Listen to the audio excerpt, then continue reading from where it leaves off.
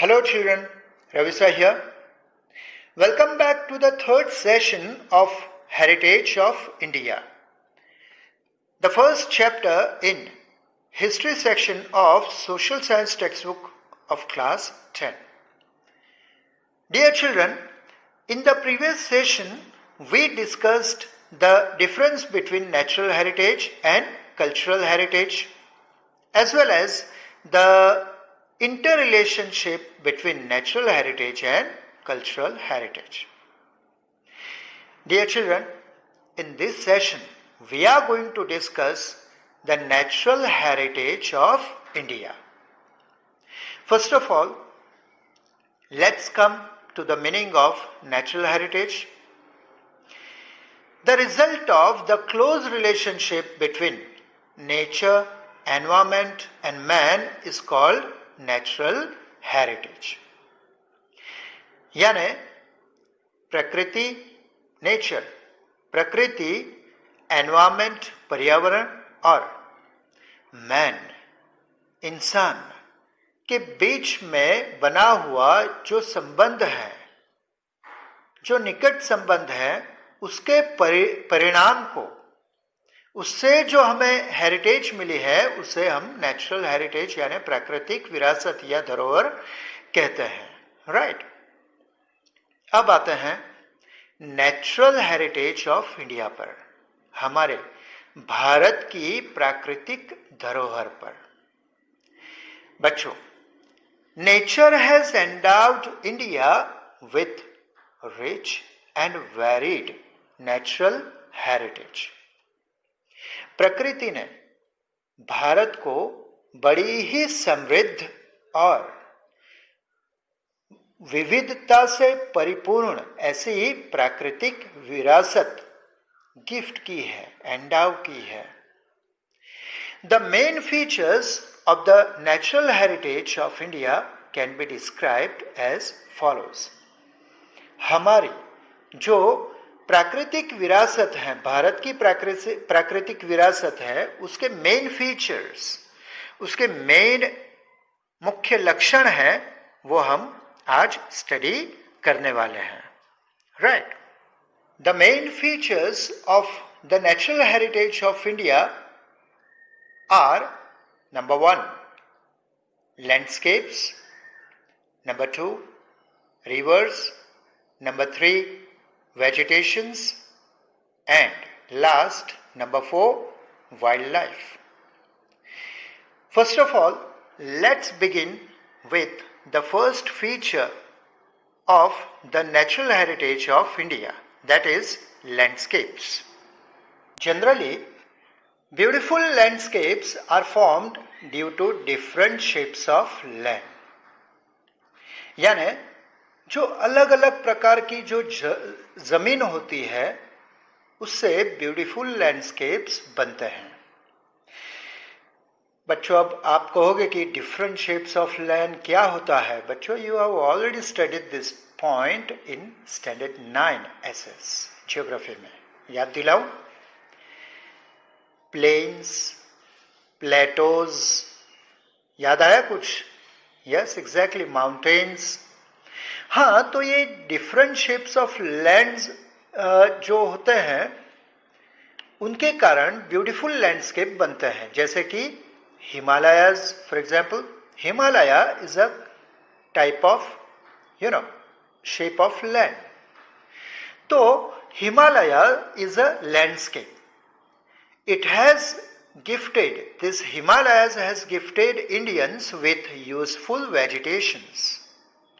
कई प्रकार की important vegetations, trees, plants जैसे दिए हैं, like the forest of तराई जो हम पढ़ गए हैं 9th स्टैंडर्ड में.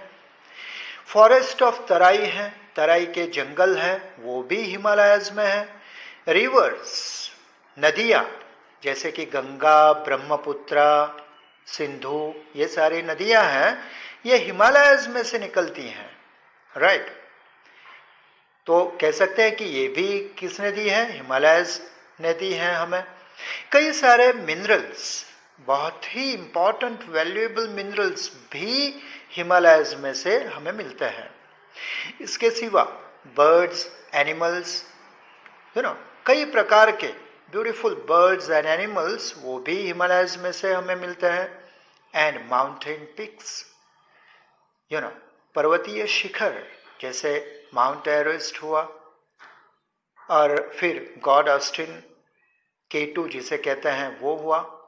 तो ये सारे they are gift of the Himalayas, right. It also has places of pilgrimage such as Amarnath, Badrinath, Kedarnath and summit like Nanda Devi. कई ऐसे जो पिलग्रिमेज के प्लेसेस हैं, ये जो हमारे यात्रा धाम है जिसे आप कह सकते हो, हिंदुओं के कई यात्रा धाम है वे हिमालयास में आए हुए हैं, राइट बच्चों. So Himalayas has greater importance in the natural heritage of India, right. बच्चों, this point, लैंडस्केप वाला पॉइंट आपको 2 मार्क्स में पूछा जा सकता है, राइट. 2 मार्क्स के आंसर इन ब्रीफ में. या तो आपको ये भी पूछा जा सकता है कि Himalayas has greater importance in the natural heritage of India, तो भी आपको यही पॉइंट्स लिखना है, राइट बच्चों. अब आते हैं second feature of natural heritage of India, that is reverse. Children, Indian culture has flourished on the banks of reverse like the Sindhu and Ravi. बच्चों, हमारी भारतीय संस्कृति है वो सिंधु संस्कृति कही जाती है. क्यों? क्योंकि वो सिंधु और रावी नदी के किनारे पनपी है, डेवलप हुई है. बच्चों, सिर्फ इंडियन कल्चर ही नहीं, दुनिया के हर देश की जो संस्कृति है उनकी कोई पर्टिकुलर रिवर के किनारे ही वो डेवलप हुई है. फिर वो चीन ले लीजिए या अमेरिका ले लीजिए, दुनिया का कोई भी देश ले लो आप, हर देश की जो संस्कृति है वो नदी के किनारे ही डेवलप हुई है. क्यों? यस, क्योंकि पुराने जमाने में जो लोगों का ऑक्यूपेशन था वो सिर्फ था क्या? एग्रीकल्चर और कैटल रियरिंग. और इसके लिए नदी किनारे से अच्छी जगह और कोई हो ही नहीं सकती. खेती के लिए 24 घंटे पानी, और जो कैटल है, पशु है, उनके लिए हर समय उनको कि घास चारा है उसे उन्हें मिल आता था, अवेलेबल होता था. इसलिए उन देशों की भी संस्कृति नदी के किनारे ही पनपी है. Even Indian culture has flourished on the banks of rivers like the Sindhu and Ravi. Rivers like the Ganga, the Yamuna, the Saraswati, the Sindhu, the Narmada, the Godavari and the Krishna have influenced the lifestyle of Indians. ये जो नदियां हैं, गंगा, यमुना, सरस्वती, सिंधु, नर्मदा, गोदावरी और कृष्णा, यह हमारे भारतीय लोगों की जो लाइफस्टाइल है, एंशियंट इंडियंस की जो लाइफस्टाइल है, उनको इन नदियों से वे प्रभावित हुई हैं. आप देख सकते हो माय डियर कि हमारे कई ऐसे श्लोकों में, कई ऐसे संस्कृत श्लोक्स में हमें इन नदियों का नाम सुनने को मिलता है, राइट ना. Rivers are the source of water for various needs such as drinking water, domestic use, irrigation, electricity and waterways. कि अब नदी के पानी का क्या उपयोग है, ये तो आप बहुत ही अच्छी तरह से आसानी से समझ सकते हो कि नदी है वो हमारे लिए कि कई सारी ज़रूरतों को वे पूरा करती हैं.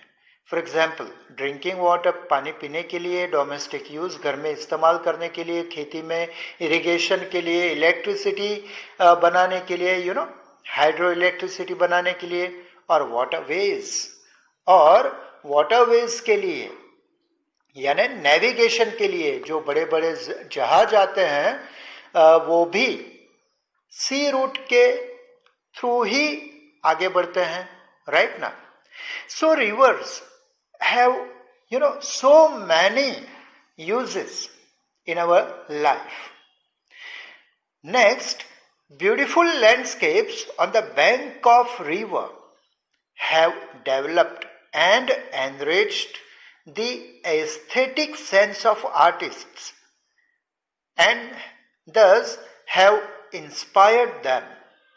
बच्चों ये पॉइंट बहुत ही इंपॉर्टेंट पॉइंट है इस फीचर का कि नदी किनारे जो लैंडस्केप, ब्यूटीफुल सुंदर लैंडस्केप जो बनता है बच्चों, उस लैंडस्केप ने कई सारे आर्टिस्ट, फिर वो पेंटर हो, कोई कवि हो, पोएट हो, राइटर हो, म्यूजिशियन हो, उन सबको कि उनकी जो एस्थेटिक सेंस है, यानी कि सुंदरता देखने वाली जो सेंस है, एस्थेटिक सेंस जिसे कहते हैं, तो उसे इंस्पायर किया है. ऐसे कई सारे पेंटर्स, सिंगर्स, म्यूजिशियंस, पोएट्स, उनको इन नदी किनारे बने हुए लैंडस्केप्स ने, ब्यूटीफुल लैंडस्केप्स ने इंस्पायर किया है.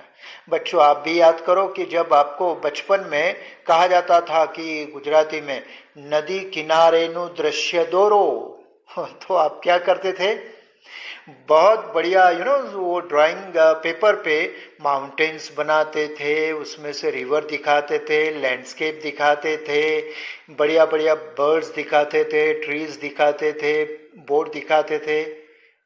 तो आप भी तो इंस्पायर हो उससे, ब्यूटीफुल लैंडस्केप से. और ये सारी जो सेटिंग है, बैकग्राउंड है, वो कौन बना के देता है, रिवर्स बना के देती है, राइट ना बच्चों. That's why rivers are called लोक माता in Indian culture. Indian culture में रिवर्स को लोक माता भी कहा गया है. समझे बच्चों. बच्चों ये पॉइंट, ये फीचर है रिवर्स वाला, आपको 2 मार्क्स के लिए आंसर इन ब्रीफ में पूछा जा सकता है. आपको एक सेंटेंस दिया जाएगा, स्टेटमेंट दिया जाएगा कि रिवर्स आर कॉल्ड लोक माता, और या तो सवाल पूछा जाएगा कि वाई आर रिवर्स कॉल्ड लोक माता इन इंडियन कल्चर, एक्सप्लेन. तो आपको ये सारे पॉइंट्स लिखने होंगे, राइट. अब आते हैं third feature of natural heritage of India पर, that is vegetation. People of India are lovers of nature since ancient times. पौराणिक समय से, प्राचीन समय से भारत के जो लोग हैं वो प्रकृति प्रेमी रहे हैं. क्या सबूत है इसका? Its proof is their love and affection for flowers, plants and trees. इन भारतीय लोगों का, हम लोगों का जो फूल, पौधे, वृक्ष के प्रति हमारी जो फीलिंग्स हैं, लव एंड अफेक्शन है, यही उसका सबूत है. बच्चों कभी आपने किसी वेस्टर्न कंट्री में किसी लेडी को फूलों का हार की गजरा पहनते देखा है कभी? कभी नहीं. ये सिर्फ इंडिया में हम देख सकते हैं. नहीं, इंडिया जैसी कुछ ही ऐसी कंट्रीज है वहां हम ये देख सकते हैं. Since ancient times, banyan people and tulsi are worshipped by people in India. बरगद का पेड़ है, पीपल का पेड़ है, तुलसी का पौधा है. एंशियंट टाइम्स से हम इनकी पूजा करते आ रहे हैं. Beautiful flowers, medicinal herbs, green fields, etc. have made human life beautiful and prosperous. ये इतने खूबसूरत फूल हैं जो औषधियाँ हैं, जड़ी बूटियाँ हैं, और ग्रीन फील्ड्स, हरे भरे खेत हैं. इन्होंने हमारे जीवन को सुंदर और समृद्ध बनाया है. Thus, vegetation has greatly influenced the religious and social life of India. इस प्रकार इस वेजिटेशन ने हमारे वन्य जीवन ने हमारे धार्मिक और सामाजिक जीवन को बड़ा ही प्रभावित किया है. Right. Now, dear children, let's come to the last feature of the natural heritage of India, that is wildlife. Wildlife like elephants, rhinoceros, tigers, lions, deer, and beautiful birds has made Indian culture varied and rich. ये जो birds और animals हैं उन्होंने हमारे भारतीय संस्कृति को बड़ा ही समृद्ध और विविधतापूर्ण बनाया है. गिर forest of Gujarat is the only home for Asian Lions in the world. हमारा जो गिर फॉरेस्ट है गुजरात का, ये एशियन लायंस का पूरी दुनिया में अकेला एकमात्र ऐसा घर है. बच्चों, जैसे आपको पता होगा पूरी दुनिया में लायंस सिर्फ 2 जगह पर पाए जाते हैं. एक तो है अफ्रीका, साउथ अफ्रीका में, उसके जंगलों में, और दूसरा है पूरे एशिया में सिर्फ और सिर्फ इंडिया में. इंडिया में भी कहाँ? गुजरात में भी कहाँ? गिर फॉरेस्ट में एशियन लायंस पाए जाते हैं. राइट. अब religious belief has given some wild animals and birds the status of vehicles of gods and goddesses. हमारी भारतीय संस्कृति में कुछ बर्ड्स और एनिमल्स हैं, उनको तो हमने कुछ देवी देवताओं के वाहन का यानी व्हीकल्स का दर्जा भी दे रखा है, स्टेटस दे रखा है. फॉर एग्जाम्पल, लॉर्ड विष्णु का कौन सा व्हीकल कहलाता है, कौन सा bird? Yes, Garuda, the eagle. Lakshmi ji का? यस, उल्लू, an owl. Yes. Saraswati ji का? Yes, the peacock. Lord Shiva का? Yes, the ox. कई सारे ऐसे सभी देवी देवताओं ने अपने अपने हिसाब से, सुविधा के हिसाब से अपने व्हीकल सिलेक्ट कर लिए हैं. यानी उनके समय से ही इनका इतना बड़ा इंपॉर्टेंस है वाइल्ड एनिमल्स और बर्ड्स का, dear children. And as a result our national currency has the figures of all lions, horse, elephants and bull. हमारी जो नेशनल करेंसी है, जो नोट होते हैं रिजर्व बैंक ऑफ इंडिया द्वारा छपे हुए, उन नोटों पर भी आप देखोगे कि लायंस, हॉर्स, एलिफेंट और बुल का सिंबल आपको दिखेगा. Right. Therefore, the government of India has framed special laws for the protection of wildlife. और इसलिए इन वाइल्ड लाइफ का महत्व समझते हुए हमारे भारत की सरकार ने उनके प्रोटेक्शन के लिए स्पेशल लॉज फ्रेम कर दिए हैं. Right. So dear children, these were the main features of the natural heritage of India. I hope you understood them well. Before we end this session, let's have a short recap of what we have studied so far. Here are some important questions from the topic that we have studied just now.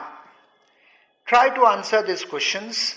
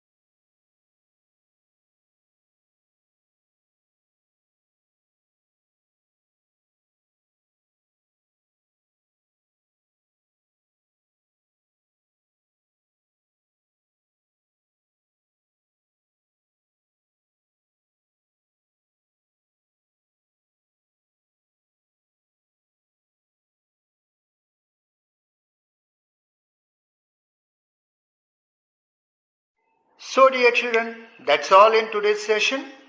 See you soon with a new topic and a new hope of learning something new. Till then, wish you all the very best with today's learning. Bye.